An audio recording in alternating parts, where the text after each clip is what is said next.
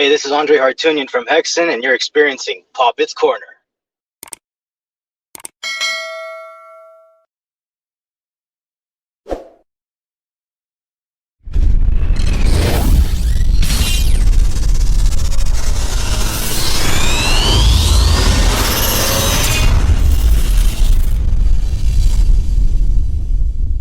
What's going on, everyone? Welcome to another edition of Poppitt's Corner.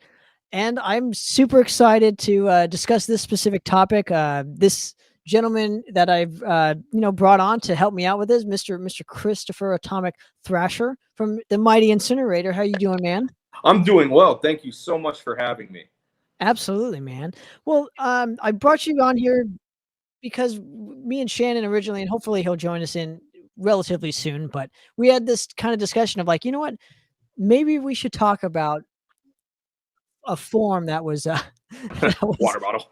that was kind of heavily popular back in, when we were kind of like jump starting our career, and I'll go ahead and show the picture up. The Thrash Unlimited Forum, and there's probably the only. Do you remember? I'm sure you remember this photo here. Yeah, that really takes me back. I don't know how you got a hold of that, but like seeing that is very like, wow. I just got like a warm feeling in my chest. Right, but it was so. Why don't we kind of educate the masses here and just give a little history lesson on Thrash Unlimited, and I want to know from your perspective on it, because again, I don't know a lot about Thrash Unlimited other than like kind of when I discovered it, but for you, when did you discover it, and kind of can you educate me on like kind of what the basis of Thrash Unlimited was? So I remember seeing that image you just showed. So, and if Fuel by Fire put out their record, the re-release of Spread the Fire in 2008, it had to be around 2008. And I know it was around 2008 as well, because Lich King was promoting, and I'll get into this, like they were really writing for their second album, Toxic Zombie Onslaught. So I guess we have to, take that step back into the time machine. This was before, as far as I know, I didn't know of anything like a Reddit, and really before Facebook made us so close to each other. All of the bands had their MySpaces, of course, and we could put our 4 songs on the little music player and such. And that was always a good place to showcase your music. But I felt like there was always something missing for the actual discussion of thrash. Like, we didn't have anywhere to really go to promote it other than putting it just on the page with the player. So Edward Duke, and I only know this other guy's handle on Thrash Unlimited, which was Karoshiga, I think that was his name. They started Thrash Unlimited so that I think especially anyone could discuss the days in the 80s, but that the new bands would have a place to go to discuss their new music and be able to promote their music and like have their own forums to be able to update people on news that may get overlooked if like you just were trying to post a blog on MySpace. It was more of just trying to bring that whole MySpace community together in a singular area to be able to discuss thrash rather than just, being able to post your music. Now, I just got to ask you this too, because, was it kind of hard for you to kind of get your own page set up on these forums? Because there's obviously you have moderators and whatnot. And I mean, what is the criteria to get your own fucking page on this Thrash Unlimited forum? That's actually an interesting question. And Insinnerator had ours. And if I had to guess, we were still doing demos. It was 2008. So we had our terrible Possess demo, which was instrumental and just terribly recorded and everything. And for whatever reason, and this is a very interesting thing, Tom Martin of Lich King, the most critical person on earth of not only everything in the world, but of me, to this day, said like you guys had something, even as terrible as it was. You guys had like the energy, or there was like a passion there that could be felt, even though it wasn't recorded and played well. There was this passion that you guys had, and I guess Edward Duke, the admin of Thrash Unlimited, felt the same way, because I feel like I just emailed him.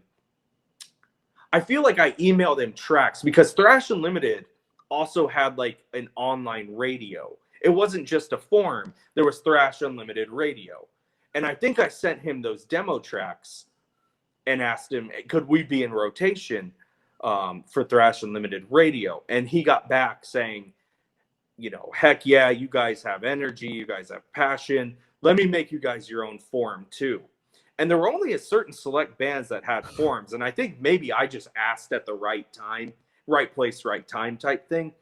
And I also know that like when, and we can, this is a little further down the line, we can get into this, but Esther, Fuel by Fire's manager, started doing stuff with Thrash Unlimited to promote Thrasher de Mayo. So like any band that was on Thrasher de Mayo would start getting their own forum too. Did you guys get one through the Thrasher de Mayo? No. Okay. Never. So unfortunately, no, but maybe it was gone at that point. Thrash Unlimited had already been defunct by that time that you guys were on. Yeah, or just like kind of waning off of it, because the whole craze kind of, I guess it's just Thrash has never died, but that specific community kind of, you know, went on the decline in like 2012, I want to say 2012, yes. 2013. So, never got to have our own forum, but at the same time too, it's kind of a double-edged sword, because it's like, it's also kind of cool that we didn't, because we weren't lumped into that genre. You know? Yeah, you guys have always kind of, we've always been on the outskirts of that specific genre, but focusing on the Thrash Unlimited and with you guys and whatnot, like, so once you get, I guess, your own page, like, what are the benefits to this, minus being seen to like a whole new audience? I mean, and from my recollection, there were a lot of these bands that had their own forums on this particular website. So I don't know if you guys saw any results of that. I feel like it was a way. Tom's like my freaking dad. Tom of Lich King always described MySpace as a way to bring in fans, and Thrash Unlimited and Facebook as a way to keep your fans, to really interact with them. So I feel like the benefit of having our forum was, or one benefit was, that's where like people would really come over to interact with us. It felt more, again, this was an odd transitional period between MySpace and Facebook. So having this kind of place where we could be kind of more one-on-one with audience who may have a question, who may want to buy some merch or something, it was a nice place to be able to post a link, thrashunlimited.com/Insinnerator. Boom, there you are. You can post whatever you'd like. Another benefit we had is the business side of the music. I've just recently started getting a little better at. At the time, just funds being tight, being, you know, a teenager when we were doing our first album, I didn't have enough money for like even the lyric pages in the booklet. I just had the bare minimum to make a booklet. So to have that form is where we first posted the lyrics to Stalagmite of Ice. And we could redirect people there. Hey, if there's lyrics you want to know, here they are on our forum. And that luckily got copied to other websites that are probably more appropriate for lyrics. But things like that, I was able to kind of use that for a beneficial thing to help include something that I wasn't able to put on the physical release of Stalagmite of Ice. I know that when, and I brought up, I think I found Thrash Unlimited in 2008 through Lich King, and they were promoting, or I'd say promoting, they were more like writing Toxic Zombie Onslaught. And Tom would post like song by song stuff. I remember Attack of the Wrath of the, you know, whatever that one is. I remember that one, like a demo version of that, and office politics. And I think especially for like Tom, he was able to get direct feedback rather than, I think even before putting it up on MySpace, he would be able to share it with Thrash Unlimited, get feedback, and then I don't, knowing Tom, there may not have been things he had changed, but he would have been able to know what people liked, what people didn't like. So when he was writing new stuff, he would be able to make any adjustments that like really hit well with the audience. So he had this instant kind of, I don't know, not reaction, but this instant kind of, what's the word I'm looking for? Feedback Yes. on Yes. on his own kind of stuff that he could.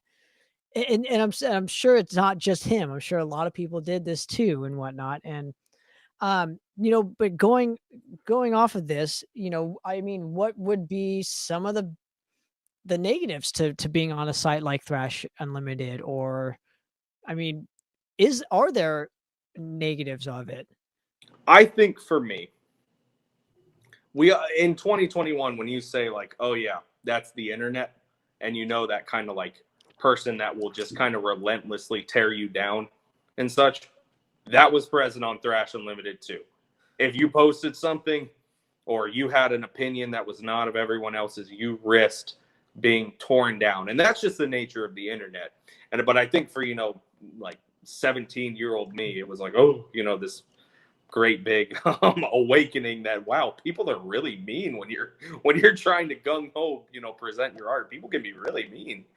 And I do just remember a lot of fights, and just a lot of people, as much as they came, and I think as much as Thrash Unlimited was made to help the young generation of bands like us, that the people that still exist in metal today that don't want to let go of 1985, man, they will let you know they do not want to let go of 1985, and they won't tell you why. Like, I'm sorry if this answer is a little wordy. It's just like when we were all starting out, you know, I'll at least admit it.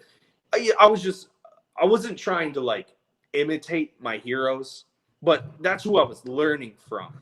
So there may be some similarities in early, you know, compositions to other bands that I was just kind of learning how to riff and such, and like they would tear you down and be like, you know, well that sounds like Slayer, and it's like, well, what do you want it to sound like? Like Slayer, and it's like, well, what the? But you know, they still those kind of metalheads that don't want to move out of 1985 still exist now. But I'm sorry, that was a very wordy way to say that. Yeah, people could be real assholes on there. Well, but the problem with this whole thing is like they want a certain style, but when you give it to them, they don't want it. Yeah, So like you know, I wish a band sounded like Slayer, and then you come write riffs like Slayer, and then they're like, that sounds like Slayer. It's like, wait, what? Like, I'm stuck in this no man's land. I play something that you really don't want to hear and that I don't feel or whatever, or I play what I like and what you want to hear and what I feel and what I'm passionate about, but you still don't like it. So it's just kind of this middle no man's land of, I don't know which way to go, but I guess I'll just keep doing what I'm doing. Yeah, they're just negative people all around. of course, we have to focus on the positives and whatnot. And who were some of the bands you discovered from this Thrash Unlimited at first? I want to say, so I knew a lot of the LA bands when I got into the new wave of thrash. Just being younger than like the Merciless Deaths and the Fueled by Fires. Like I found Merciless Death in a Revolve. That's the first new wave of thrash album I ever heard in my life, and still just so good, so passionate. And that one too, yeah. At the same time, I think they had already had, or they were getting ready to do the Metal Blade release. I know Geo was still in Fueled by Fire at least.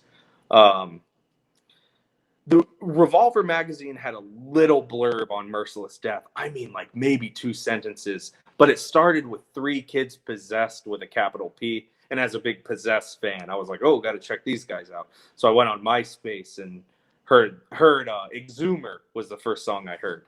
And it blew me away. And then everyone had their top 8. And so Fueled by Fire and Violator and Hatchet and Warbringer. So it sans Violator in that sentence. I also like Execution and Sacrificer, Tyrant. I was really familiar with the LA stuff. So Thrash Unlimited helped me learn more about the stuff outside of LA. I got really familiar and friendly with Lich King on there. That's where I first heard of Diamond Plate and Vindicator. And there was a band in Florida, Great Awakening, that I hadn't heard until that time. And even like some stuff outside of the US. Pitiful Rain was one, and they're from the UK. I want to say, I can't remember if a band called Temple of Blood is from, I think they're from the US, but they were another non-LA band that I don't think I would have immediately known, because so many of the LA bands top 8 understandably were other LA bands. So Thrash Unlimited kind of opened my eyes to how not only national that the new wave of thrash had become, but how global it was becoming. There were bands in Australia and Asia that I would have had no clue existed if I hadn't been able to find that hub of everyone coming together to be able to promote their music. Absolutely. And I mean, you wouldn't be able to like discover that, this just goes beyond my little area. Yes. And like it was interesting to see like people be like different representatives of their area. It's like, okay, if you need to find out more about the Boston area, you reach out to Lich King. And at the time, Diamond Plate was in Chicago, and obviously, well, you have your pick of the LA bands, but San Francisco, you could talk to Hatchet, and they may know other bands like Blessed Curse now and Fog of War. Yeah, and you had Vector from Arizona. Right. You had Meltdown, aka who turned into Mantic Ritual from Pennsylvania, from Pittsburgh, and even Pittsburgh, like Avenger of Blood after they moved to Las Vegas. It was like, okay, if anyone needs anything Las Vegas, Avenger of Blood would be the band to talk to.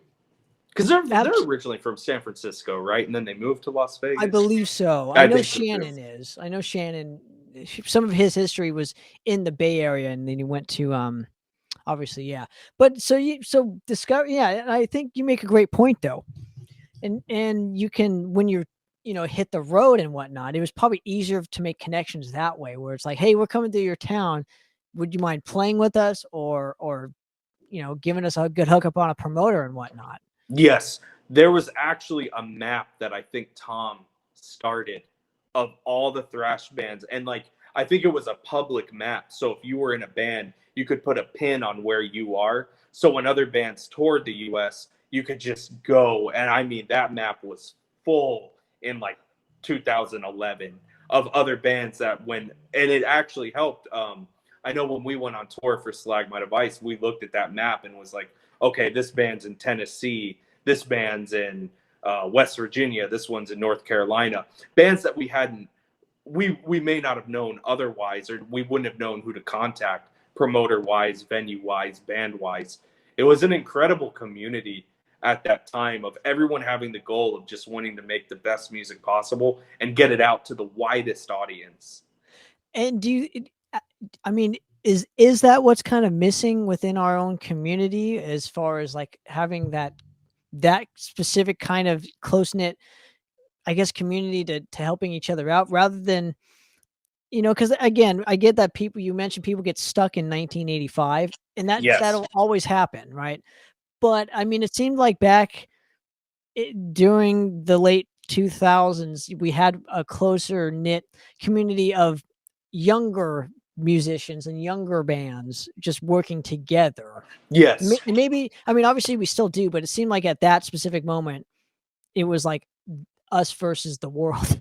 Yes. Mentality.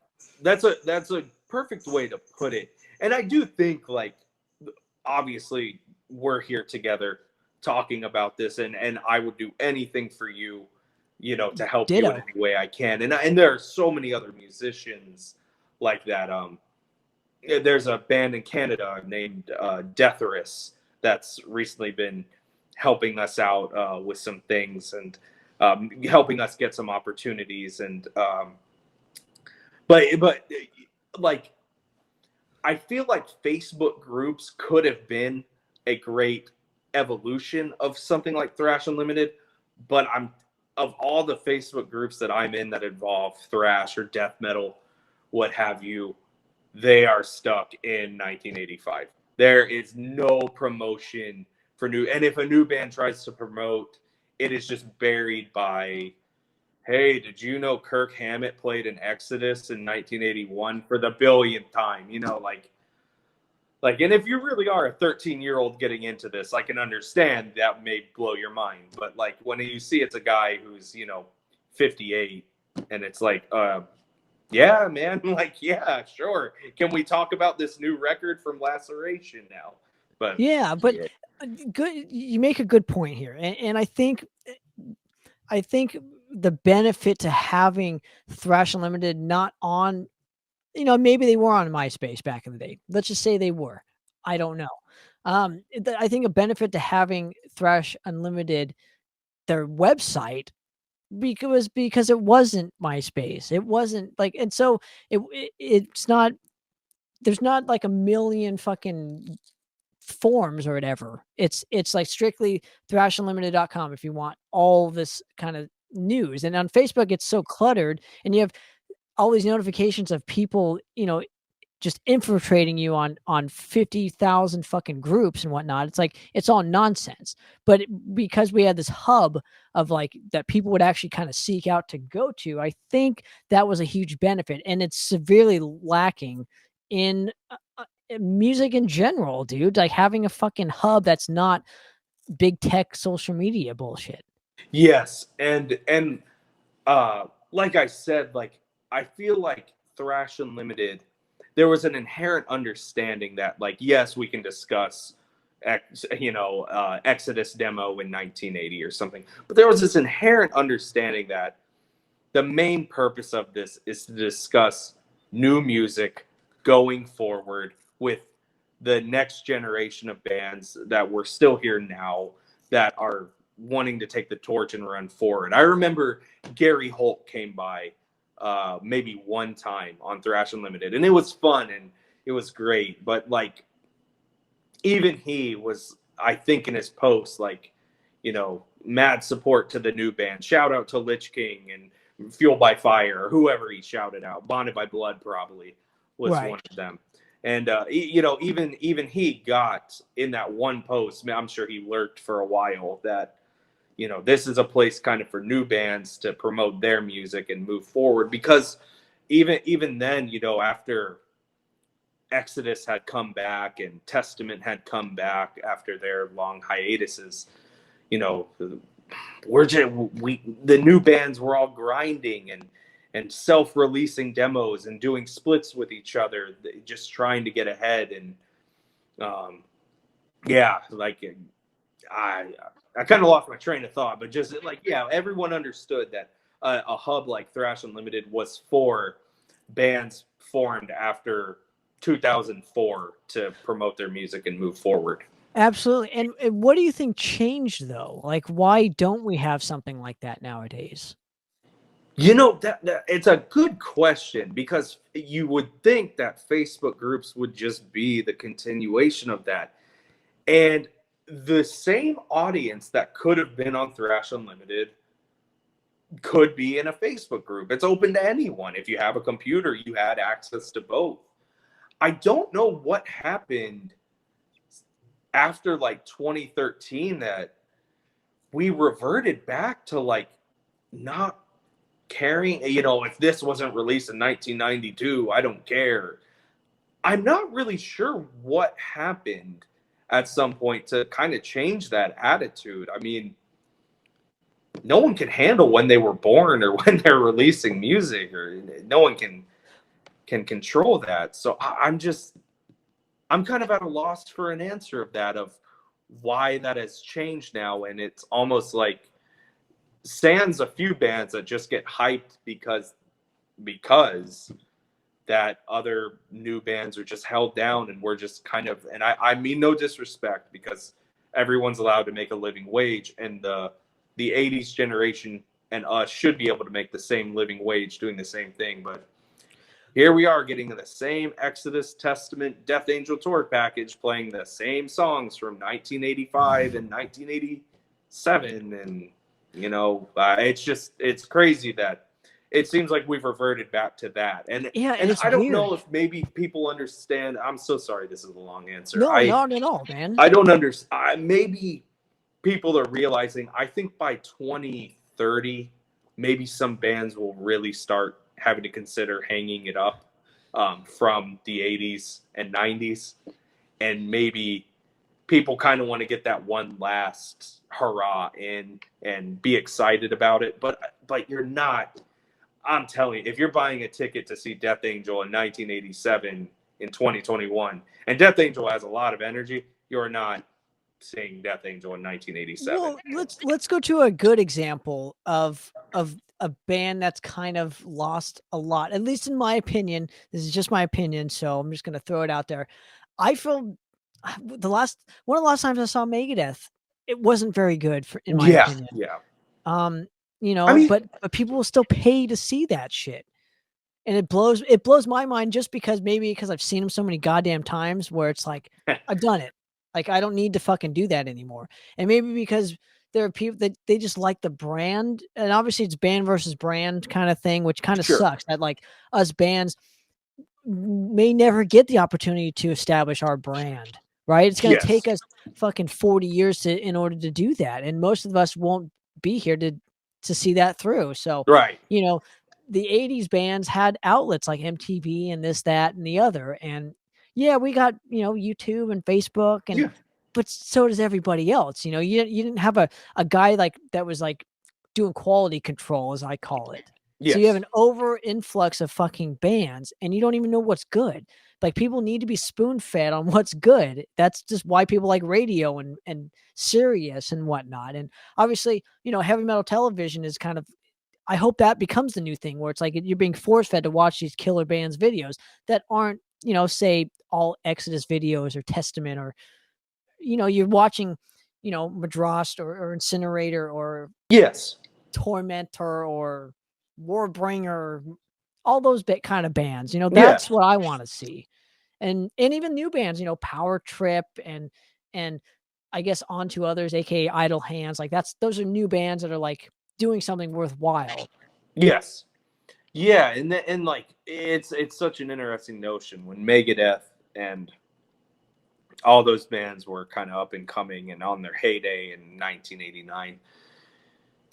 You know, it was kind of a select few bands. Like, you could say, sure, they had to compete with Judas Priest and Iron Maiden, but also Judas Priest was like taking them on tour and all of that. Like, you know, now we're trying to compete, you know, maybe that's not the right word, but no, it is. It's trying to compete with Megadeth and Judas Priest still to get our stuff noticed. And people are like, well, you guys weren't around in 1982. You don't know what's up. It's like, I can't control. I wasn't born until the 90s. But and I think let's branch off of this real quick, and we'll get back to Thrash Unlimited. But what, in your opinion, you know, is going to happen? Obviously, metal is still going to be here. It's always going to be underground. It's always going to be here. There's always going to be bands like us that are going to be doing this shit, and the next generation. But, you know, what is going to happen to the state of metal as we know it? Because there's sure as shit ain't going to be, you know, any arena tours with new bands. Yeah. That's long gone. People don't value music like they did back then. So, I mean, what is the next thing? Playing clubs? I think so. I think by 2030, a lot of the bands are going to stop, the 80s bands, and people are going to be like, well, where's the next generation of metal? What happened? Is it dead? Not knowing, you know, that you could have done a Google search. And well, not even that, but you could have supported bands 10 years ago, right now, to be the next generation of fucking bands. And I think that's really the downfall to music in general. Besides, like, you got, and I'm going to mention this, country and EDM are supported by young people. Yes. They are. Yeah. They really are. I've always felt that helps, is that, like, when new musicians come out, and like just kind of your general pop music or trap, you know, or EDM, what have you, like, yeah, that, like, they're not shunned or anything. Like, the people are like, hey, this is good stuff. They're playing what I'm into, and I like it. Hey, I'm gonna go buy a shirt and a record, and I'm gonna go see them and tell them that they're doing a great thing. But with us, it's like, you know, you weren't born in 1982, so I don't like you. So there's an elitist mentality. Absolutely. I agree with that when it comes to metal in general. There is an elitist, and it sucks. But also I feel like, you know, not having enough kind of all ages venues and whatnot is really a disservice to our community. You know, having no all ages venues for the next generation of people to discover us bands is Yeah. really hurting us. You know, you only can go see these fucking huge bands, you know, at all ages places, these arenas, you know, Yeah. and that's what we need to start having more, are these all ages venues, and people not, you know, being subjugated to these fucking politics that prevent them from doing it. Because Yeah. when there's so much liability now with, you know, having all ages venues serving alcohol and whatnot. I thought people just put an X on your hand, and it was like, hey, well, you don't get them. that's when it was sensible. That's when the world was sane. So, like, it's not like that anymore. But it should be, right? Yeah.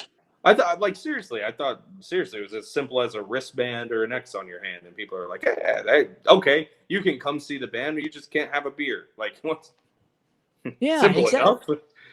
And it just, maybe I just don't get it because I'm not a fucking venue owner and whatnot. Yeah. Yeah. But it just seems like that is one area where we could do better in, and it'd be easy, somewhat, if we had more people taking chances. And that's maybe that's what we're kind of doing here right now, right? Is like, we're taking chances on new bands, and Thrash Unlimited, going back to Thrash Unlimited, they took chances on new bands. Yes. That's why, you know, but that, it seems like that doesn't exist as much. And I guess, how can we, in your opinion, give me one thing that where you think we can kind of do better at this, and encourage and shine the spotlight on new bands?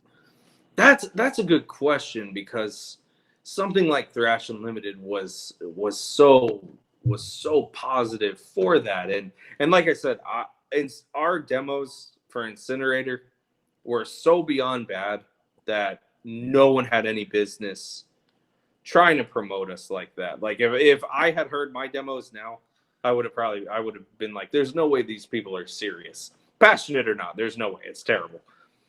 But yeah, I'm not sure where a good avenue would be to share that in a positive way. And I'm not trying to be like, oh, you know, let's all hold hands and sing Kumbaya, but, you know, don't just. I wish there was a place for new bands to share their music, promote their art, and not have people just be like, oh, this is the worst thing I've ever heard, you guys should kill yourselves. It's like, okay, it's a little extreme. Well, you could have a Thrash Unlimited nowadays. You could have one. I mean, the guy that did it before, he could do it again. And Yes. moderate and make sure that, you know, he's doing quality control on the right bands.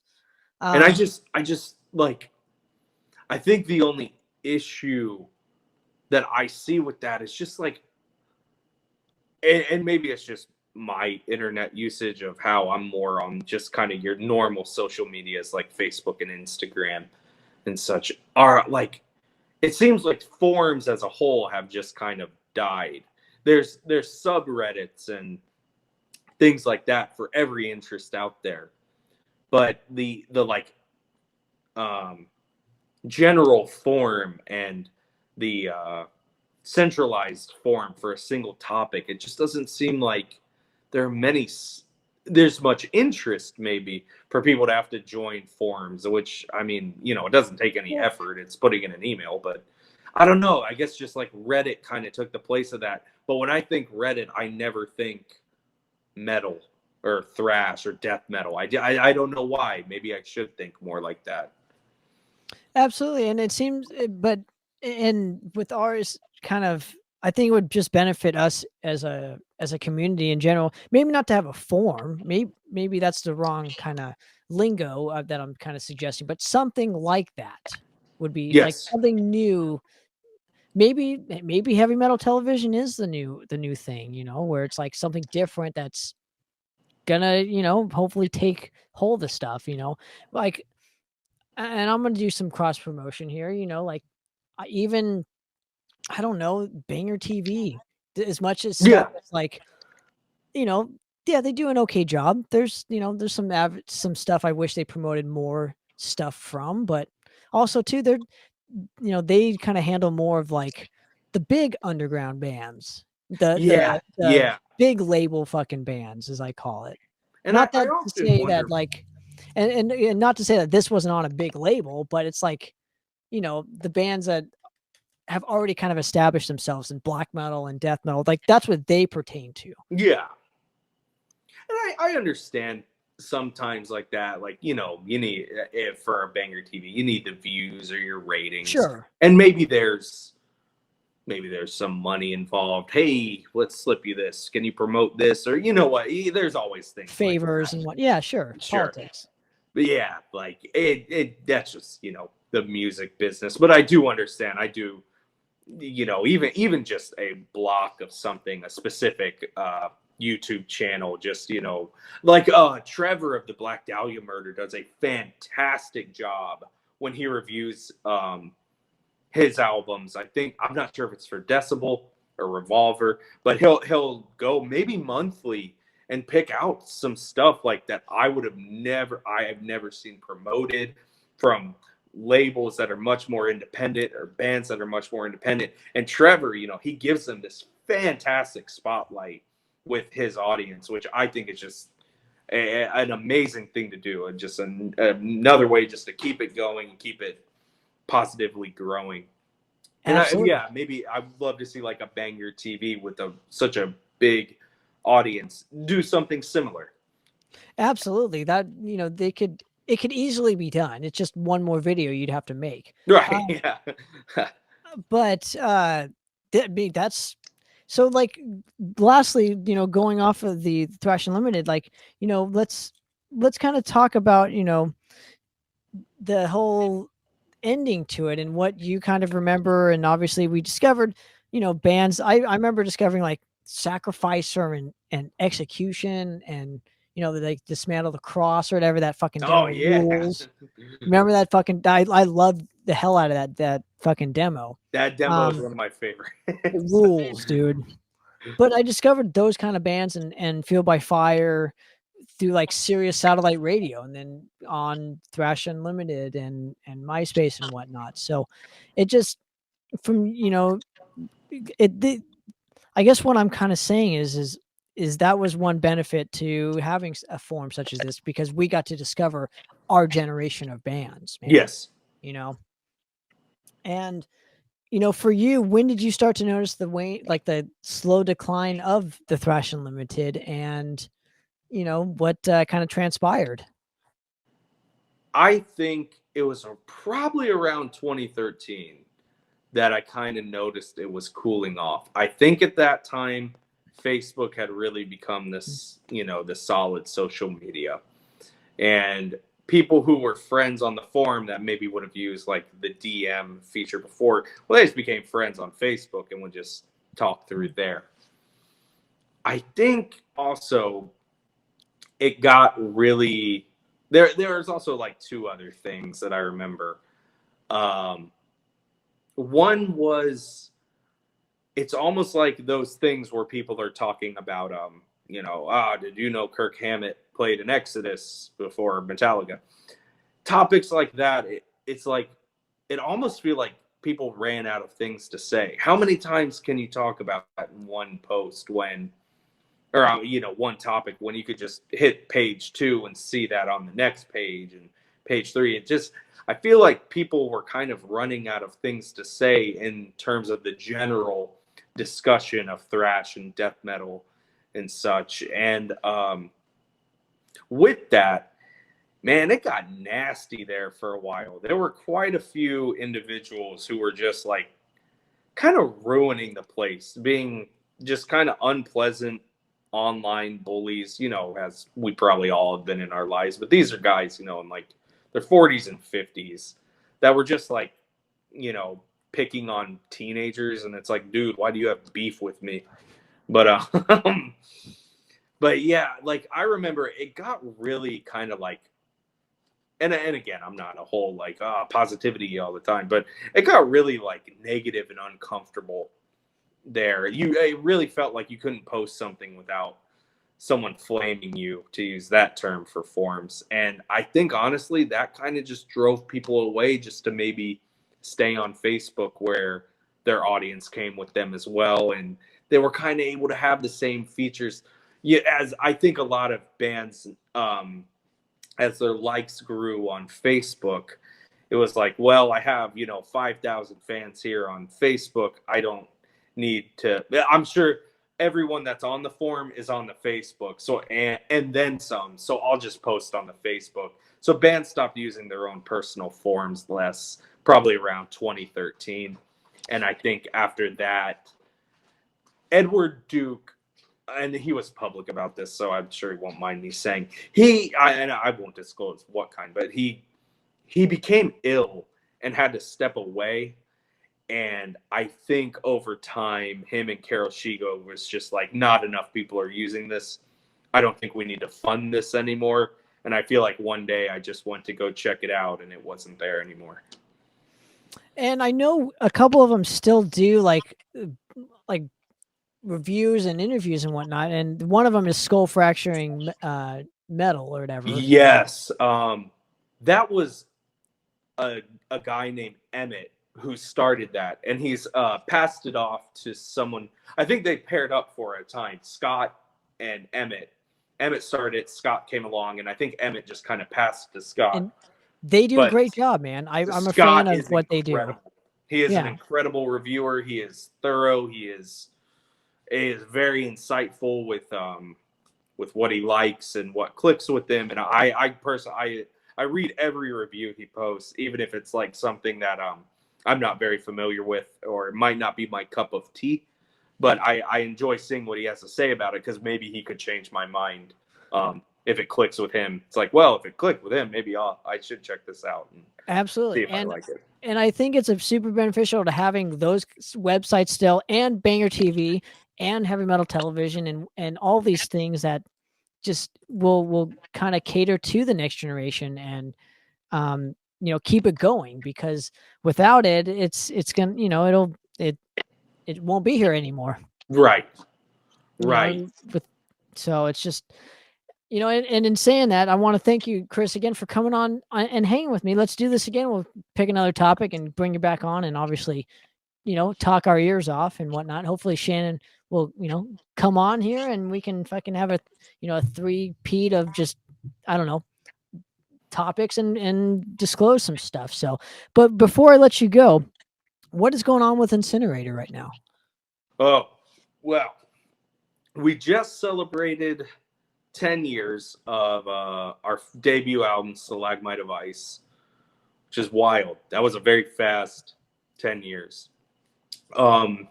We have commemorative anniversary type merchandise at our Bandcamp, insinnerator.bandcamp.com. We have cassettes and t-shirts and long sleeves. We have some news coming out soon about another one of our previous albums. I'll wait until that has officially been announced, maybe before I can say some more. But we are grinding on this new album. I think last time we talked, I said the same thing. But we are grinding on it. I think we have about a song and a half left to finish. And then that will finally be done. We will get in the studio, we will record it, and we will be out there touring wherever we can. We have shows booked in Chicago right now. We have stuff booked in Japan.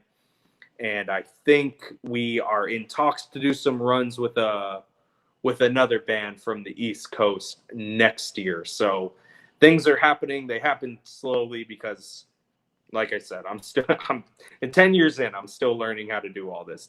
But things are going well. I think things are about to get pretty extreme and get pretty cold. So Absolutely, man. Well, I'm looking forward to it. I want to thank you again, seriously, for coming on the show, man. It means so much, and let's do it again sometime, dude.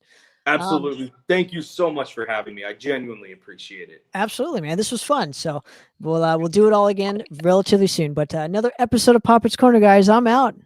Cheers.